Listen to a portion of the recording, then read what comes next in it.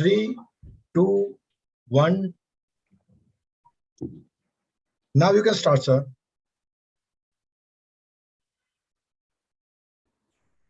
Yeah. So, good evening, doctors. So this gives me an immense pleasure to share with you that today we are going to discuss something happening in the field of lipid management, which is absolutely new and have got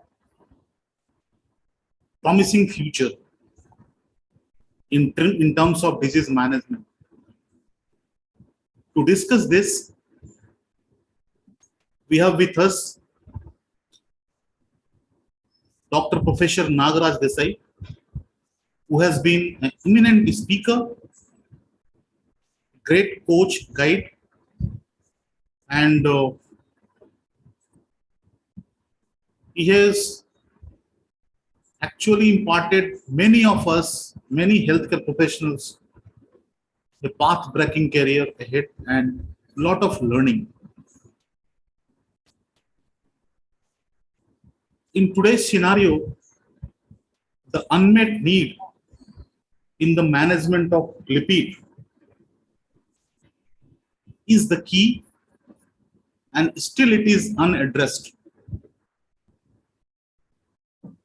There are limitations of current available drugs. There are drugs which are very costly.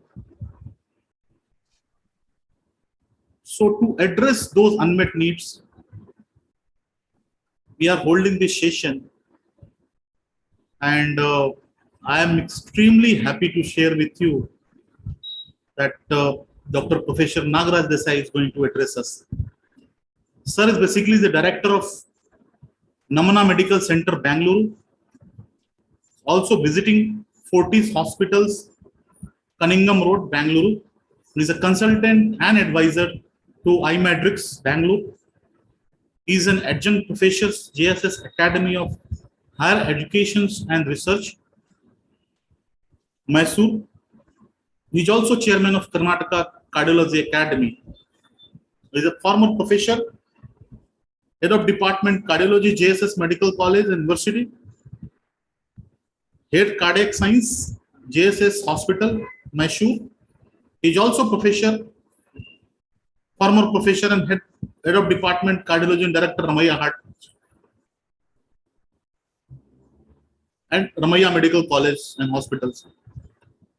To his credence, he has got 54 papers and presented 184 abstracts and 8 chapters in different conferences, which is of very, very national and international repute. He's participated in several international and national clinical trials, including SAVOR2, Aristol Fusion, SCORE, India Study Yoga trials, and to many such in his credence. I think we are very privileged and honored to have him on the platform today, which is a digital platform, and I'm sure each one of us are going to get benefit out of his deliberation. So thank you very much, sir, for gracing this occasion. Thank you. Now I am handing over the dash to you, sir. Please unfold your way forward. Thank you very much. Thank you, G. Yeah. Ashok, So yeah, I am stopping now. Yeah, thank you. Thank you so much, dear. In fact, I'm very touched by the generous remarks that you have made about me, just because it only shows the affection that you have for me, in fact, and also recognizing the importance of the organizational support. In fact, I got in throughout my journey of career of cardiology since 42 years after I came back to Bangalore from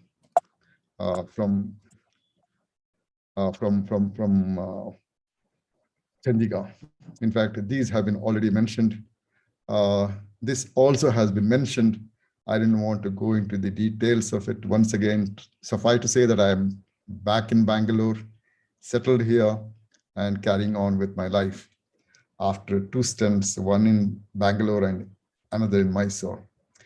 Friends, it is a great opportunity for us to review this topic like lipids.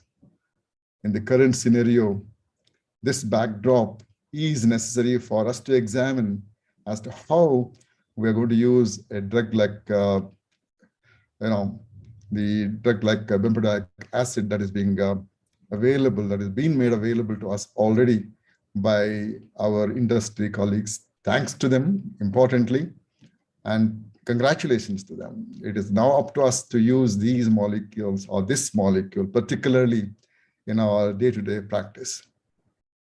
Dr. Rajiv Gupta and his colleagues examined the lipids data in our country and came up with this important figure saying that 30% of our urban population, adult population, and 20% of rural population do suffer from dyslipidemia. They have also pointed out that the mild increase in the LDL cholesterol, low HDL, and high triglyceride happen to be the triad that we suffer from in the analysis that they have published. Now, importantly, for this particular topic of lipids, we cannot get away from considering statins for the treatment of dyslipidemia. They are considered as the bedrock of the treatment of dyslipidemia and first-line agents, which have been there for several decades now. And that's because they are able to reduce the LDL levels, and also they are able to reduce cardiovascular events. Both these important aspects of lipid management is important for us to examine as we go along. Now, it is also underscored that quite a few patients patients who have been treated with statins do not reach the target levels. That means they are not. They are supposed to reach a level of something like 50 milligram per deciliter in a patient who has got ASCVD, or even lesser according to our Lipid Association guidelines now. And in case you do not reach those goals, possibly we are not doing good service to our patients. Importantly, if we do not reach those goals, it is quite likely the cardiovascular events continue to be higher in that particular cohort of patients. That has been demonstrated in the placebo-controlled trials and also the comparator trials, which I'm saying just in a moment. Now, of course, importantly, then we can consider that adding drugs like non-statins when the statins themselves are not able to reach the target goals. So that is the basis on which we can discuss this particular topic today. This particular article, which was just published a few weeks ago, you can see here 600,000 odd patients were examined for statin use. And very sadly, you can see here quite a few patients were not receiving good doses of statin, what we call high-intensity statins. Just about 1 out of 4 was receiving high-intensity statins. In other words, there's some kind of inauthenticity on the on the part of physicians, sometimes on the part of patients themselves, wherein they do not seem to take these high-intensity statins because these high-intensity statins have been recommended by all the guidelines across the globe now. In other words, low-intensity statins or moderate-intensity statins are not for those who have atherosclerotic cardiovascular disease. That is the argument that the lipid guidelines talk about now. Most importantly, you can see here, fully adherent patients seem to be just about half. And non-adherent or partially adherent seem to be, something like 57% in this particular analysis. In other words, those who do not adhere to the therapies, they do suffer from post-MI, major adverse cardiovascular events, suggesting that if patient is not receiving adequate dose of statin, patient is not taking adequate dose of statin, patient is non-adherent for one reason or the other, it's quite, marked individual to develop cardiovascular event in the future. So that is the argument we have for which we should be looking for statin add-on therapies in our given patient. So in other words, even those people who already had the threatening myocardial infarction was not receiving enough dose of statin, and they were not fully adherent to the statins just after 6 months. Imagine, what will happen at the end of 1 year, 2 years. I'm sure quite a few very erudite clinicians in the group would have appreciated quite a few of their patients suffering from such an event. So why do we so much focus on reducing the goals, reducing the LDL goals? Take a look at this graph here. The kind of logarithmic scale indicates that as the mean treatment levels of LDL come down, the event rates keep coming down.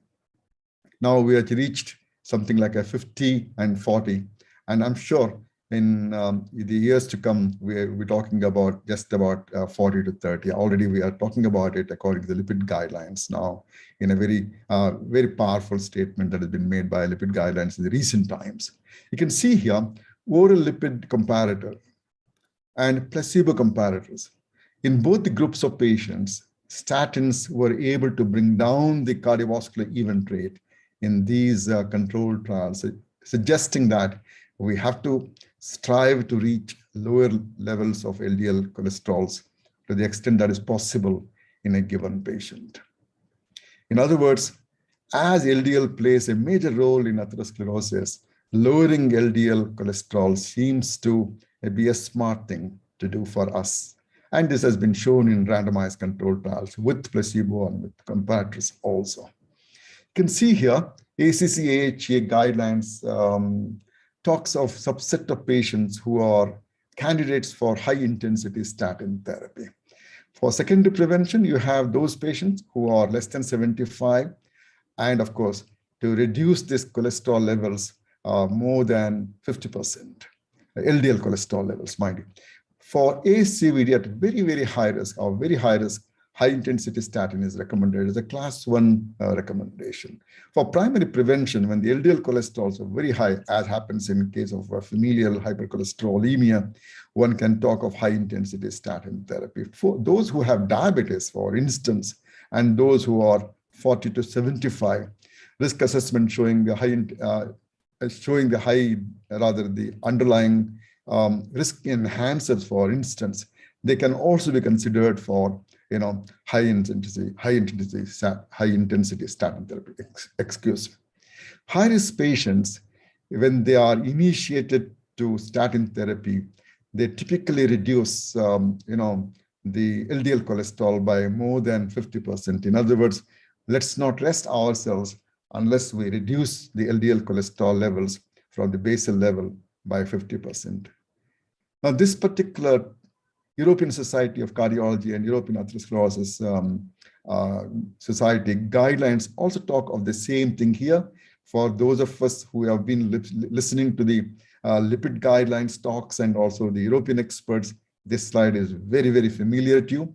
You can see clearly that it is not just about the kind of diagnosing the atherosclerotic heart disease, but also important for us to know what is the score of the patient to develop cardiovascular event, if it is more than 10%, or what are the events, what are the associated problems like familial hypercholesterolemia, or associated risk factors like the CKD or diabetes and target vessel or target organ damage or major risk factors. In other words, we have definite criteria to make a diagnosis of a very high risk patient, wherein we would like to reduce this cholesterol levels to something like 50 milligram per deciliter, and where we will be using we're using the target of more than 50% reduction of LDL cholesterol. So it goes on, and as we go to the top here, the goals seem to be much lenient for us to reach the target goals. Suffice to say here, we are interested in this group of patients, very high group, very high risk group, and a high risk group. for us to make sure that our patients receive optimum therapy. Like optimum therapies for lowering the LDL cholesterol, we have here listed fibrates, finofibrate, and of course the statins. We know rosuvastatin and atorvastatin are the typical examples which have been cleared for high intensity statin therapies.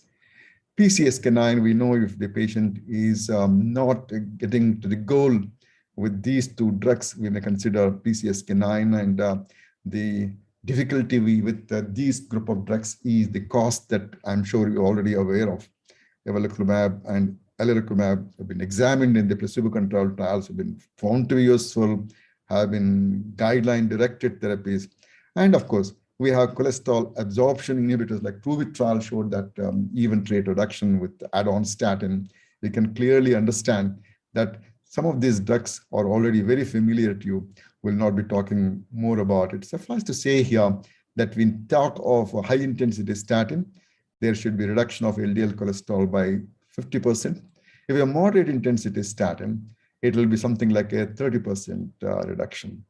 If you add on estimate to this high statin therapy, you get 65%. Going down here, you can see here, adding on PCSK9 with statin and estimate, you can reduce the LDL cholesterol levels something like 85%, suggesting that you have a combination therapy that could be very useful. In other words, if you consider a combination therapy, you're likely to reach goal much more easily. With statin therapy, it may not be possible always. You may have to consider estimate as has been cleared by guidelines, and so also PCSK9 has been cleared by guidelines. But many a time, we may not be able to start all these drugs in combination for various reasons, including the cost. You can see here the limitations that we have here. Something like don't achieve LDL target in just something like 80% of the patient group that has been examined in this particular analysis, suggesting that just about 1 out of 5 individuals get to the target, and other 4 are left to lurch. In other words, we have an important responsibility here to examine this as to why they are not able to reach this LDL target levels and what else we can do for this particular group of patients. So for statins, we have quite a few issues. I'm sure you're already aware of it. Quite a few patients may not take continuously, and quite a few patients may develop diabetes, but that's not a major issue. Please understand that treating diabetes is not a big issue because quite a few patients of ours would be having underlying diabetes. And of course, you can be careful when you consider the additional modification of risk factors. Of course, the higher rate of myalgia is a question that requires to be answered by us. And this will definitely be one of the considerations when we have patient statin on board. And of course, we have to take care of this. The cost and injectable nature of the PCSK9 inhibitors are the major deterrents for using PCSK9 in our practice. I must sadly admit that, I had to start the patient on PCSK9 inhibitors because of the cost considerations. Estimate is very well used drug, and by all of us, in fact. Of course, its important consideration is not that powerful a drug when compared to statin, and adding on to statin, it is very useful. HSCRP, an inflammatory marker, very usefully reduced, no doubt, along with statin. And of course, when we used as a monotherapy only, its difficulties are there, but if we add on statins, it may be all right.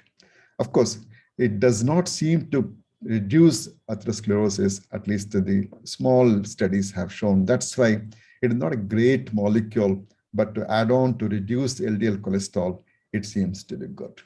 So going on to the next important segment of my talk, here we have new treatment strategies like Bempedoic acid. We'll be discussing this a little more detail, and ATP citrate lyase, which works in the hepatic cells, and other drugs which have been listed here, like, we are likely to hear in these about these molecules in the years to come.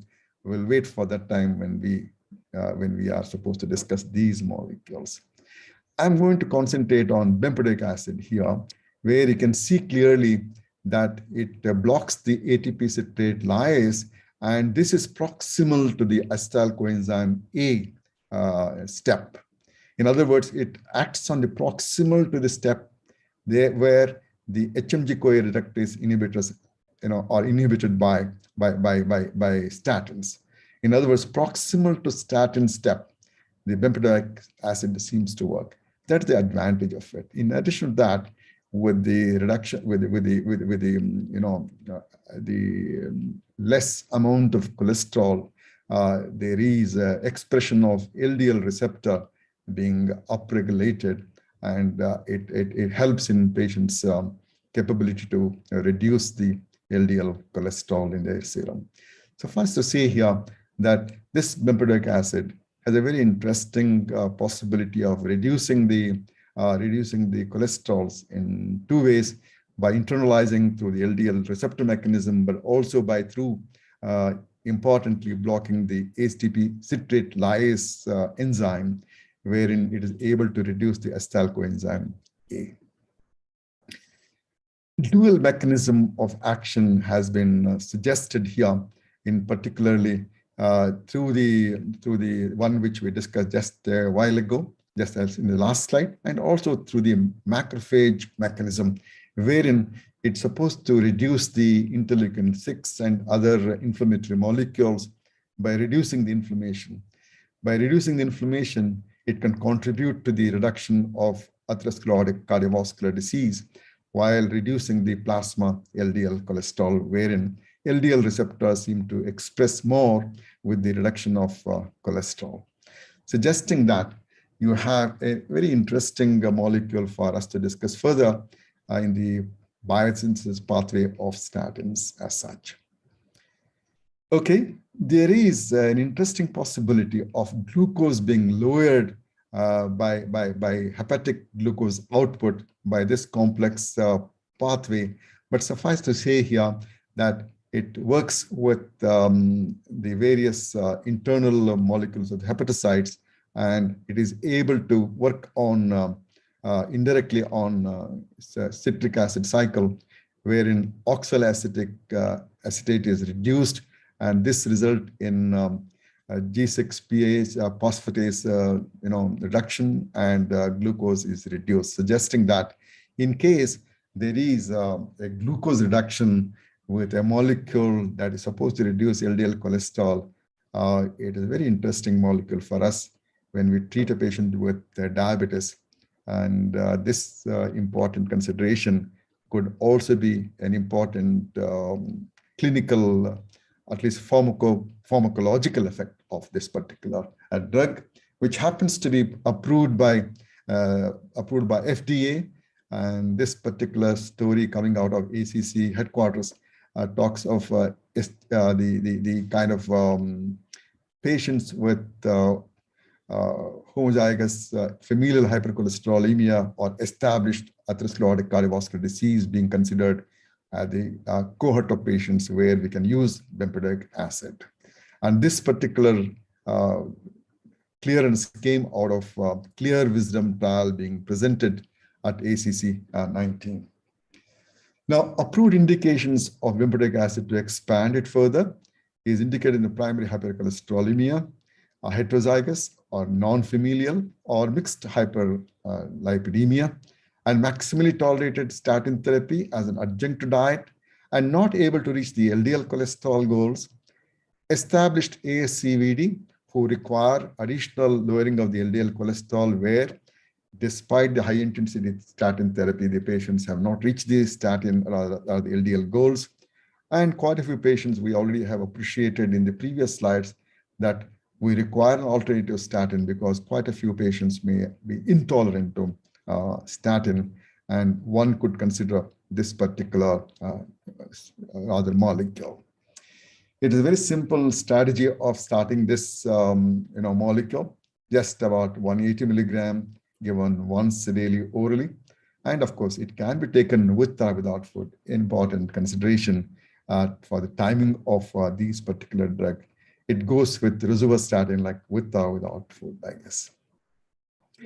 Now, important adverse reactions have been noted Please note this, hyperuricemia. In case you have a patient with hyperuricemia or with a gout history, one should be careful. And of course, it is mandated that one can review the uric acid levels after about something like 6 to 8 weeks of therapy as a kind of mandate, and look for even change in the liver enzymes.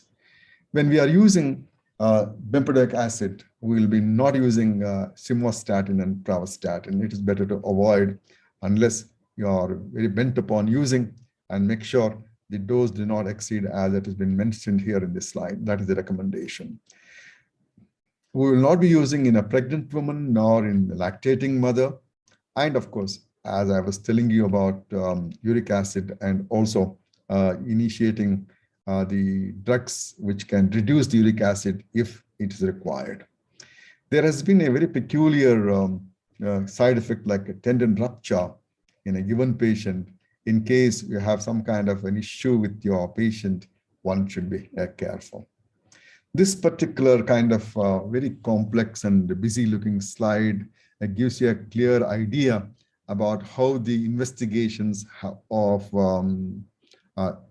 bempedoic acid has gone on in the scientist laboratories or clinical scientist laboratories. You can see here ASCVD and familial hypercholesterolemia on statin, that is the top half. They call it a clear harmony and clear wisdom trials, wherein you can see the number of patients recruited, something like 3,000 and odd patients. And of course, very low or no statin background therapy here, clear serenity and clear tranquility, where smaller number of patients were recruited, like 345 and 269, to assess the efficacy of this particular drug. Here, prevention and statin intolerant patients are considered, and actual clear means cholesterol lowering via bempedoic acid and ACL inhibiting regimen. In other words, if the word clear is there, you can think of bempedoic acid as one of the molecules. In this particular group of trials, you can see clearly that you are able to get the LDL cholesterol at the end of 12 weeks very, very significantly when compared to the placebo, like minus 16.5, minus 15.5.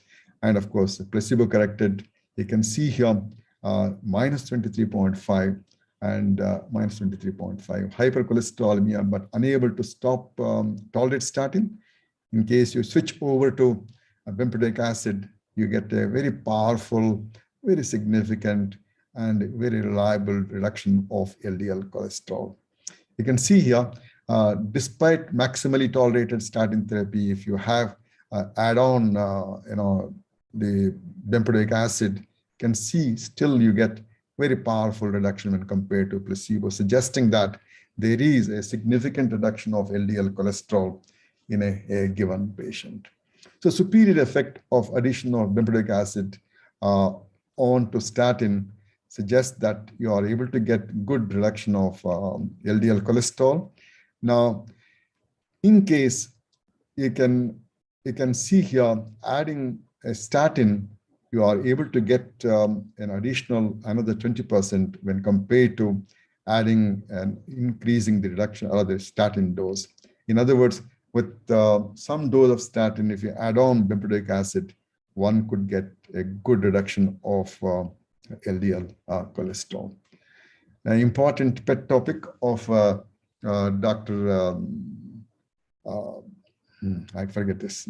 Okay, inflammation. You can see here the Jupiter trial showed that the HSCRP is an important marker, and this HSCRP is beneficially being reduced by bempedoic acid, also in placebo-controlled, corrected rather, and also in the patients who were not on statin, and they were able to reduce and demonstrate this particular concept of reducing the HSCRP. In other words, when the inflammation is down, when the LDL cholesterols are down, you have a molecule on hand which can be examined for its efficacy for reducing the events. Going on, you can see here significant reduction of the non-HDL cholesterol, total cholesterol, and ApoB. You can see clearly on statin pool and statin statin intolerant pool in a statistically significant manner. Very important analysis, which is helpful to us. Now you can see here, when we use this particular molecule in a high dose statin with a background therapy in a patient with hypercholesterolemia, this particular 80 milligram with placebo versus 80 milligram bempedoic acid in an individual trial, you can see here the delta change seems to be much more powerful with bempedoic exposed patients, suggesting that in case you have atorvastatin and adding on bempedoic acid, you will get additional benefit. So clear study is run like this. You can see here statin intolerant patients are recruited, and then they are started on bempedoic acid, and 7,000 were placebo and 7,000 are bempedoic acid. You can see here this patient, this particular trial has proposed to add 1620 primary 4-component maize and 810 3-component maize and treatment for at least 2 years' time. The primary outcome seems to be composite of first cardiovascular death, non-fatal myocardial infarction, and non-fatal stroke or coronary revascularization. Of course, this seems to be a watershed month for us, December 2022. I'm sure we'll all be looking for this particular month when the data comes out to understand how exactly, when compared to placebo, bempedoic acid work in statin intolerant patients. Very important concept. You can see here, as we go along, we have realized that combining drugs has been helpful. In diabetes, we do. In hypertension, we do. And in lipid also, all the guidelines seems to be going ahead with combination therapy. This particular small trial, which examined the combination of bempedoic acid, estimib, and atorvastatin in patients with hypercholesterolemia in a randomized controlled fashion, they were able to demonstrate that triple therapy was well tolerated, and it was able to reduce the LDL cholesterol levels in a significant manner. You can see here the editorial which accompanied this particular article talks of lipid lowering therapy better together rather than trying to push one molecule and getting into problem like typical side effects that one may experience.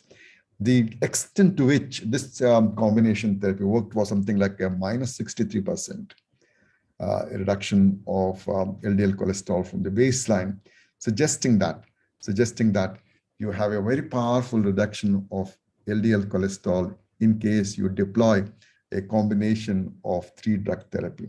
But we must caution ourselves because this particular trial had just 41 patients against the 20 placebo. In other words, we have to accumulate experience some more. Not only LDL cholesterol, you can see here, non-HDL cholesterol, total cholesterol, ApoB, HSCRP, triglycerides, HDL cholesterol, all of them have been depicted here, except for HDL cholesterol. Everything else seems to be working the way in which we wanted it to. In other words, we would have liked it a combination pill finally, I guess. I don't know when it will happen. In case combination pill happens like statin with estimib, there may be some kind of a combination pill, I'm sure, in the years to come. Now, coming back to the present, you can see here, adding bempedoic acid and estimib, you are able to reduce this LDL cholesterol also in this particular population, suggesting that this is a phase 2b trial where you can see here reducing this particular reduction LDL cholesterol to this level with the combination therapy, again suggesting that combination therapy is likely to be examined in the years to come. Of course, in the clinical trials, it will be shown. And of course, fixed dose combination therapy, as I was talking to you about it, it is here. You are able to reduce this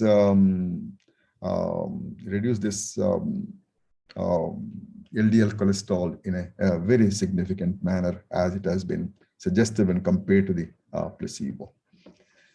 So secondary endpoint of this particular trial also talks of significant reduction in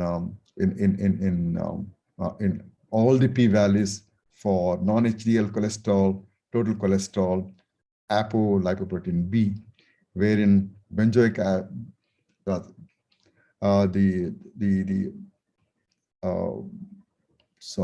Bempedoic acid added on to estimate. So suggesting that the combination pill in fixed combination already has been examined in a small trials, and it seems to work in a very statistically significant manner. Biologically also, it seems to be kind of rather intuitively correct. So 52 weeks of a long-term safety of this particular group of drugs. Various trials have been listed here, and various effects have been listed here. For the lack of time, I may not be able to spend much time, except to say that Bempedoic acid in patients with hypercholesterolaemia was associated with a lower risk of cardiovascular events and diabetes, importantly. You can see here, new onset of diabetes seems to be lesser when compared to the control, and very important clinical situation. This particular meta-analysis also combining all these particular trials which have been combined, and it was suggested that there were no major issue of diabetes getting worsened or new onset of diabetes. The systematic review and meta-analysis which has been published just about a while ago, you can see here new onset or worsening diabetes seems to be comparable to placebo. In other words, there is no worsening of diabetes control, nor is there any new onset diabetes.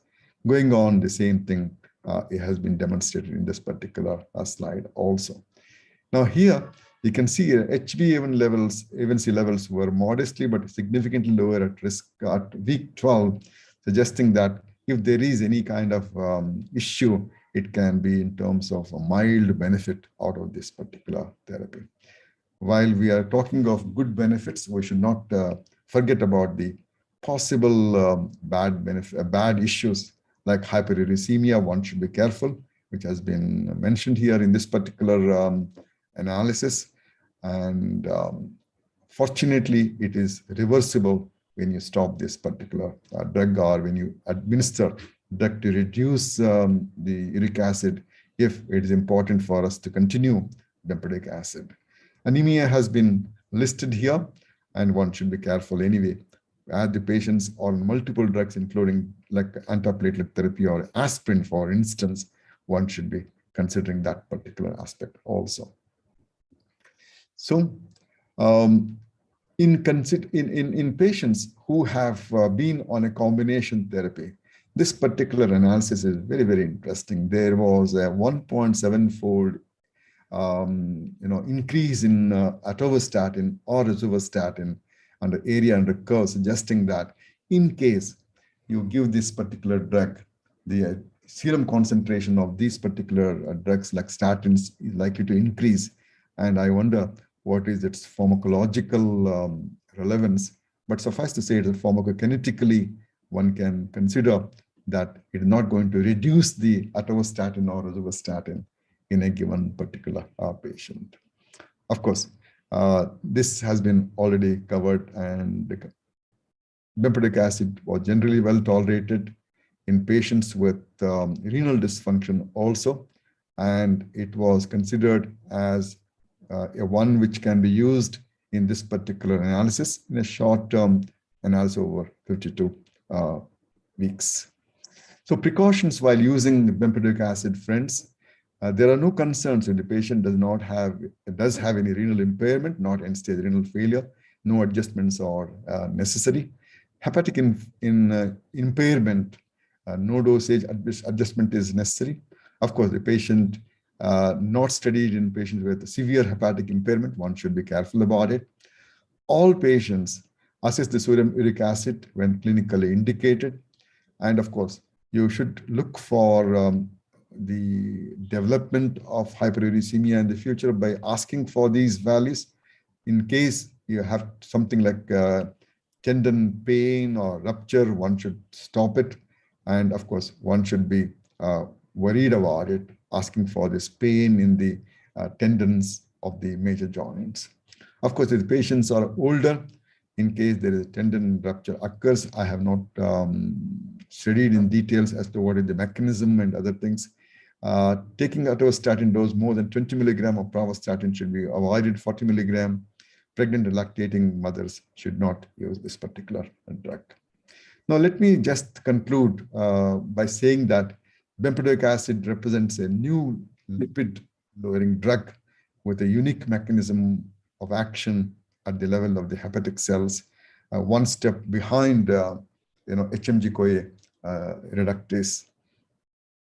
Bempedoic acid reduces LDL cholesterol on its own, and also when we add it on to the statin therapies, including in several cohorts of patients, has been demonstrated, like type 2 diabetes, CVD, mildly elevated blood pressures, elevated and normal triglyceride concentrations.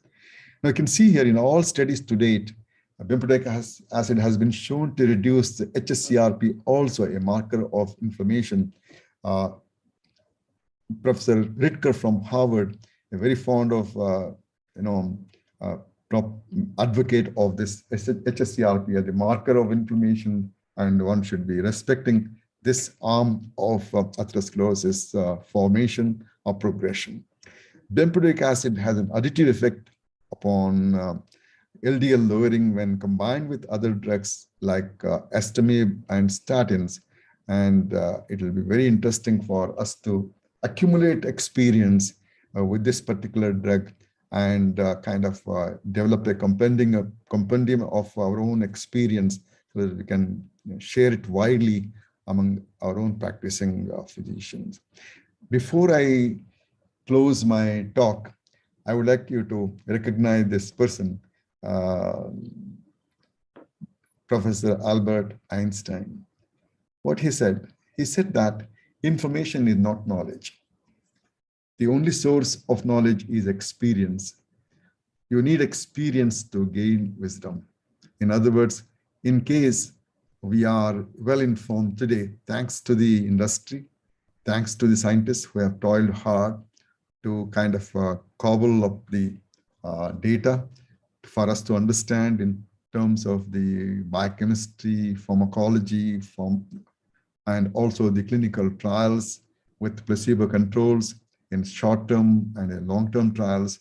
Of course, we'll be looking for December 22 when the publication or when the results are announced of yet another powerful trial on bempedoic acid. With those remarks, may I leave the podium for the organizers to take it ahead for further proceedings. Thank you so much for your kind attention. Thank you so much, Dr. Naga Desai. It was a wonderful session. So you may stop sharing your slides so we can have the question and answer session now. So yeah, sure. So we have multiple questions. I would take the selective questions. Just give me a minute, sir.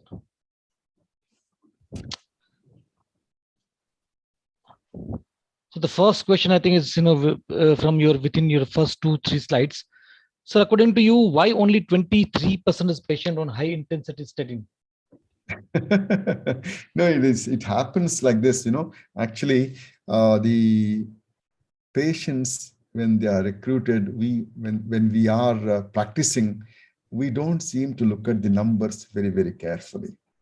We don't look at the LDL cholesterol numbers. We don't look at the triglyceride numbers. We don't look at the total cholesterol numbers. We don't look at the HSCRP. We take a look at certain clinical data, and we may not even repeat the lipid profiles in a clinical practice. In other words, to me, it came as a surprise when I participated in the SURF Investigators International study coming out of Europe, wherein I found that nearly 50% of my patients were just about in the borderline lipid goals, suggesting that if I, as a cardiologist, can make a mistake. Like many of my colleagues also may be kind of a victim of such a particular situation wherein in their busy practices, they may not order lipids. They may not even look at the lipids properly. They may not ask for the compliance. And if independent agencies look for the prescriptions, they find that the patients are not reaching the goal. The patients are not on adequate medications, and patients are not compliant, maybe because of side effects. So in other words, there are several reasons why a particular drug is not being used in adequate doses, and statin is one of the notorious drug. And as I was looking for not notorious drug in terms of not being able to penetrate into the minds of physicians, into the minds of the patients sometimes, possibly because of counter advertisement that one sees in the lay press. And also, when once the patients reach a goal of something like 30 to 40 LDL cholesterol, people get worried that is it safe? Is it not too low? And patients on their own sometimes, do not take the doses properly. So several reasons are there why quite a few patients do not receive the doses that has been suggested. Okay. Yeah, sir. There's a question from, in fact, I don't think it's a question, but it's a suggestion. Dr. Sure. Preeti Goel, she says that the prevalence of dyslipidemia in India is more than the data would suggest. So as a professor, how do you suggest and how can we increase these numbers? With those numbers are there more, but it is not captured. Oh, okay. Hello. Am I audible? Yeah, sir, you're audible. Yeah, sir, you're audible. Okay. Because there's some issue with the electricity here. Yeah. Okay.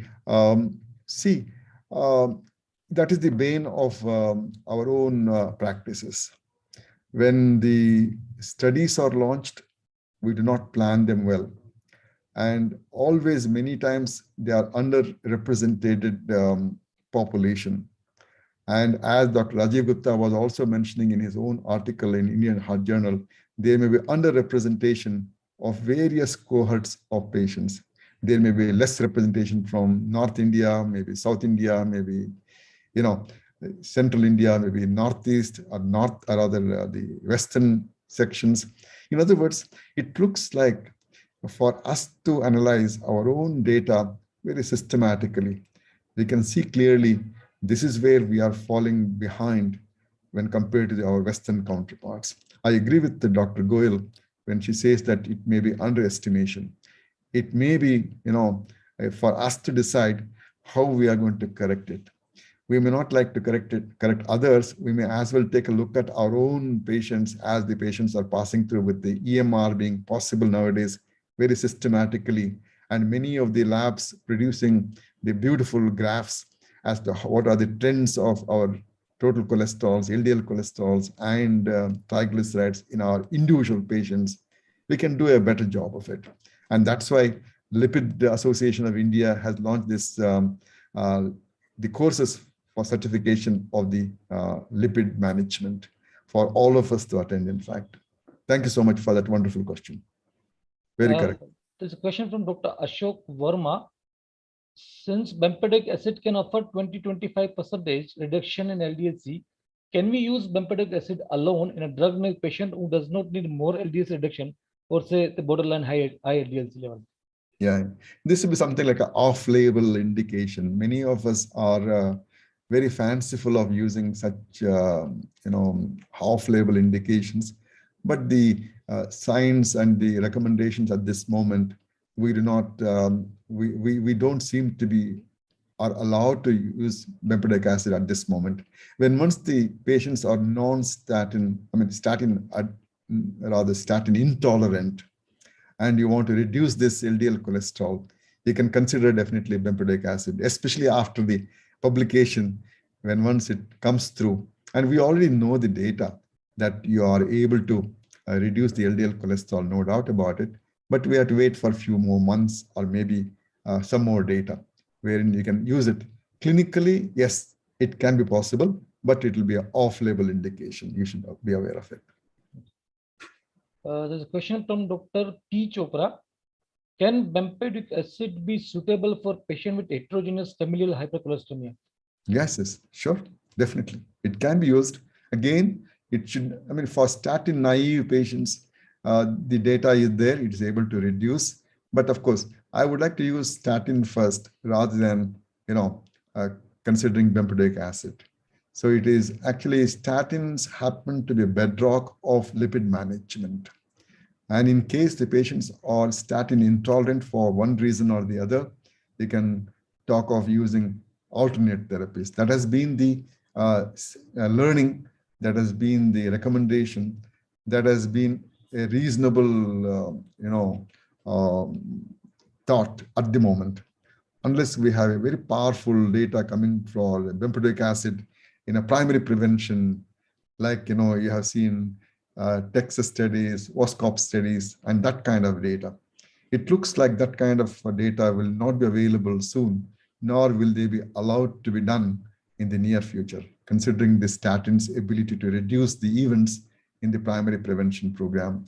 In those patients for primary prevention, if the statin intolerant patients are there, in such of these patients, if the cohorts are created and they are tested and the events rates have been shown to be lesser, then comes the opportunity for bempedoic acid. As I see just about during informal, this is only informal and this must be off record. I'm not even supporting it. Imagine about 25 years ago, if bempedoic acid came in, or 40 years ago, the scenario might have been different. And bempedoic statins would be struggling to find its place vis-a-vis bempedoic acid. That's what our own, commonsensical thinking at the moment, at least. Thank you for that wonderful question. There is a case-based question from Dr. R.A. Chabra. Can bempedoic acid be used in a patient with ASCVD who has experienced a second vascular event within 2 years and have already reached LDL-C level of 55 mg per dl? Sure, it can be used. But although recommendation is you can use estimib, and in case estimib is also not able to reach the goal with a combination of statin and estimib, we can add a bempedoic acid. We are at the liberty to add bempedoic acid as a third drug at the moment. In case you want to be off-label, you can add estimib to statin. There is nothing wrong in that. But statin should be a primary drug. LDL cholesterol should be the target. There is a pharmacokinetic-based question. I think it's 2-3 questions. I'll combine all those questions. What is an ideal time to take this drug? How long does it take to work? And can it be used in polytreated patients? Polytreated patients, multiple drugs on the patients taking any drug-to-drug interactions. First of all, I'm not an expert in pharmacology, and whatever we have heard about this particular drug, it can be used any part of the day, morning or evening, and it can be used with or without food. In other words, there's no interference with the absorption as far as the food is concerned, and it doesn't seem to be making any diurnal variations like what you have with rosuvastatin. Like enterohepatic circulation is an important aspect of lipids, and that seems to be working max in the evening. That's why atorvastatin like drugs are given in the evening, whereas rosuvastatin seems to be not dependent upon it according to the rather documentation, and similar seems to be the case with the bempedoic acid.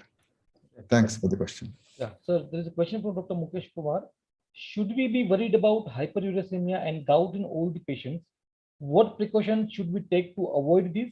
And what if any patient experience this? Yeah, we already discussed this actually. In case you are starting the patient on bempedoic acid, it is worthwhile to ask for gout. Gout should not be any joint pains is not gout. I'm sure all of us know about it. It typically affects the great toe. And in case there's a history of hyperuricemia or gouty arthritis, one should be careful. Take a look at the uric acid level in that particular patient. And after exposure to bempedoic acid, one should also measure it again after about something like 4 to 6 weeks time. If there is an increment of uric acid levels, one should be careful. And in case you, in your own wisdom, you think that bempedoic acid continuation is important for the patient, you may add drug like allopurinol or febuxostat for a particular patient. So now, looking at the time, we'll take only one or two questions. The question: how do you see the future of bempedoic acid and statin and lipid management in India? Yeah, it is a very interesting question. In fact, I'm not a palm reader, nor am a astrologist. It all depends upon the data that comes out of the stable of pharmaceutical industry, and also how the drug pricing is going to be considered as one of the important considerations for our own practices. And third important category is the acceptance by the patient in terms of its possible side effects being fortunately not very, very high and occasional like any other drug. We have to really wait and see how it is going to fare. Will it completely overshadow STEMI? It is possible. Will it overshadow PCSK9? It is quite possible.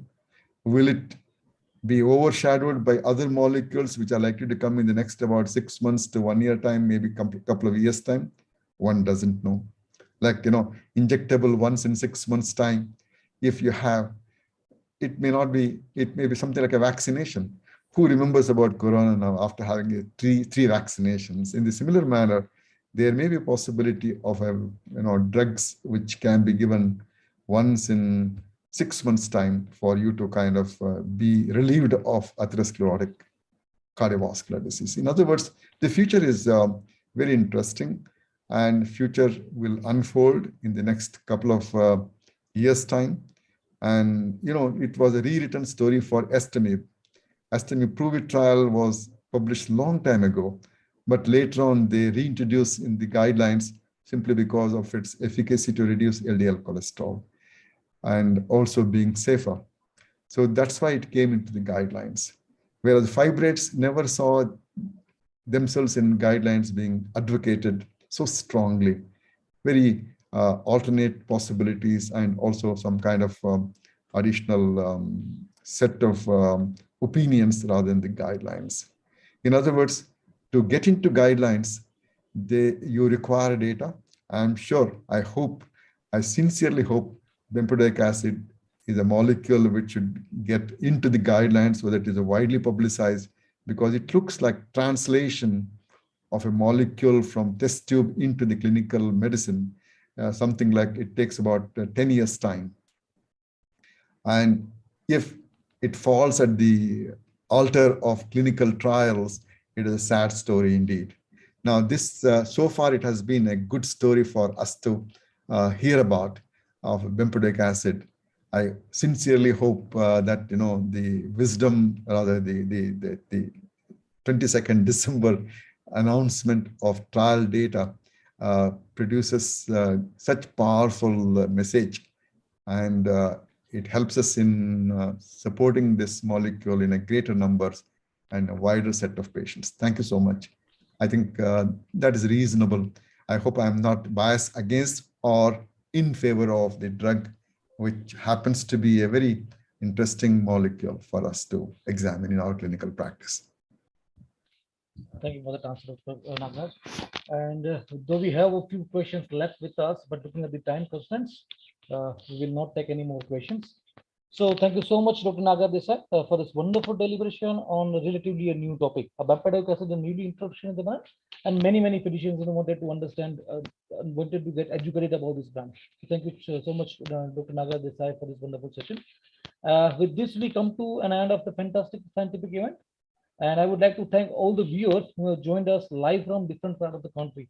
And I'm sure that all these viewers have found this event informative and worth spending their precious time. And I'm sure that we were able to answer all those queries that we have received.